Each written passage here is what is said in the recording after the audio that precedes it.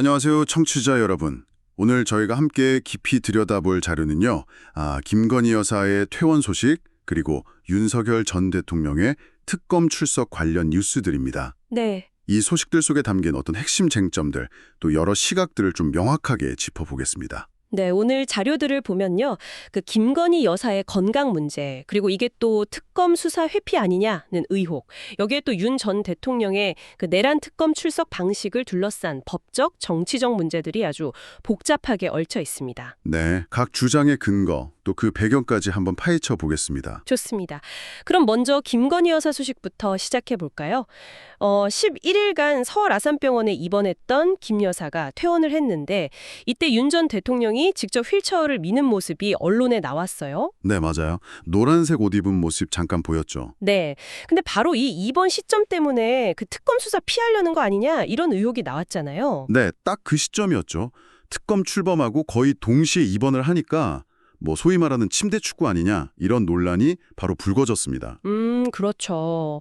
하지만 김 여사 측 입장은 원래 앓던 지병, 특히 우울증 같은 게 좀 악화됐고 또 탄핵 정국 지나면서 스트레스가 엄청 심했다 이런 입장이고요. 정당한 소환에는 응하겠다 이렇게 또 밝혔습니다. 실제로 윤 전 대통령도 주변 사람들한테 아내가 진짜 많이 아프다 이렇게 토로했다는 얘기도 있고 또 외래 진료받다가 의사가 그냥 바로 입원해야 한다 이렇게 권유할 정도였다는 말도 나오더라고요. 네, 그런 보도들이 있었죠. 그러면 정말 아파서 입원한 건데 이걸 너무 정치적으로만 보는 거 아니냐 이런 반론도 가능하겠네요. 물론이죠. 건강 문제는 사실 의료진 판단 영역이니까요. 그리고 예상보다는 또 빨리 퇴원한 점도 있고요. 그렇죠. 11일 만에. 네, 다만 이제 과거의 수사 과정에서 보여줬던 그런 태도들 때문에 이 타이밍에 대한 의구심 자체는 쉽게 가라앉지는 않는 것 같습니다. 결국엔 앞으로 수사에 어떻게 임하느냐 이걸 보여주는 게 중요하겠네요. 그렇죠. 김 여사 측이 이제 수사에 얼마나 협조적인지를 보여줘야 이 논란을 좀 해소할 수 있겠죠. 네, 이 건강 문제랑 또 법적인 책임 이게 별개 문제인데도 묘하게 얽히면서 상황이 더 복잡해지는 것 같습니다. 자, 이런 상황에서 또 하나의 큰 논란, 바로 윤석열 전 대통령의 특검 출석 방식 문제인데요. 이건 정말 주목할 부분이죠. 네, 맞습니다. 내일 오전 10시로 예정된 내란 특검 출석을 앞두고 이 특검하고 윤 전 대통령 측의 기싸움이 정말 대단합니다. 핵심은 그거죠. 어떻게 출석할 거냐. 네. 윤 전 대통령 측은 그 조국 전 장관 사례 그리고 인권보호 수사규칙 이걸 근거로 들면서 지하 주차장으로 들어가겠다 비공개 출석을 아주 강하게 요구하고 있어요. 근데 특검은 절대 안 된다 이거잖아요. 네, 아주 단호합니다. 역대 대통령 중에 지하로 들어간 사람 없고 특히 내란 혐의는 피해자가 전 국민이니까 이건 공개적으로 나와야 한다. 심지어 1층 현관으로 안 오면 이거 불출석으로 간주해서 체포영장 재청구까지 하겠다. 엄청 강령하던데요? 네, 맞습니다. 특검의 의지가 아주 확고해요. 국민의 알 권리, 이걸 굉장히 강조하고 있습니다. 근데 또 재밌는 건 윤 전 대통령 측이 이 비공개 출석만 보장해주면 다른 건 다 하겠다는 거예요. 심야 조사를 받든 뭘 하든 다 받고 묵비권도 행사 안 하겠다. 이렇게 제안을 했다는 거죠. 김몽일, 송진호 변호사가 입회한다고 하고요. 그게 참 양측에 정말 팽팽한 지점이네요. 비공개 출석 빼고는 다 수용하겠다.